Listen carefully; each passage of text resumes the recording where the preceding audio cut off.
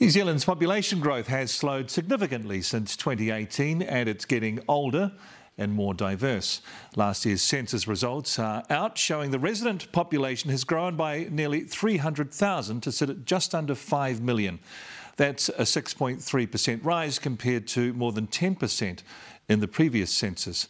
Stats NZ says that's due to a reduction in migration because of border closures and the lowest birth rate ever recorded. 3 in 4 Kiwis live in the North Island, and 1 in 5 of us, around 1 million people, now identify as Māori. Kia ora.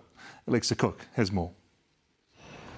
There are now 4,993,923 people living in Aotearoa, a figure that's growing much slower than usual. That mainly reflects lower fertility rates and also lower migration flows, particularly as we had closed borders during COVID.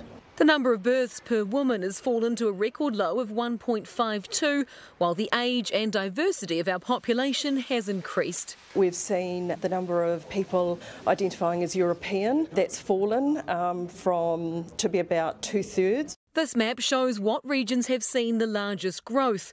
The darker areas are where the population has grown by over 8%, while the lighter bits represent smaller growth.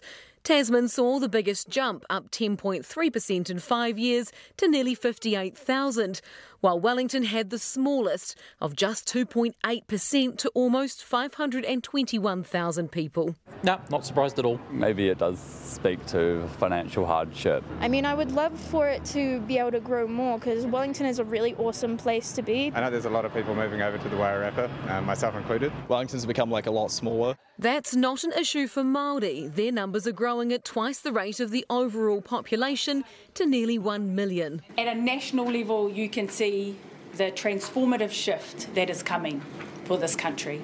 And the Māori population is significantly younger, with a median age of 27, more than 10 years below the wider population. Almost 1 in 3 New Zealanders under 25 are Māori. That's a third of our generation that's going to be the workers, that are going to be the taxpayers and the ratepayers and the homeowners and the social investors and the educationalists. So he says the government should be taking this on board for policy decisions. This will set the platform for planning, for budgetary considerations going forward. Census data is gathered every 5 years. In 2018, it was a bit of a disaster, as Stats NZ was overly optimistic about people completing the survey online, and 1 in 10 Kiwis didn't respond. This time they achieved 99% coverage, but it wasn't without its challenges. We did see more refusals in terms of participating in the census. Stats NZ believes it could get more people doing the census survey if it was quicker and easier. So there are moves to include more data that's already been collected from us by the government. It says it's important to take part because that information guides policy and research decisions and where funding is spent. Alexa Cook, Newshub.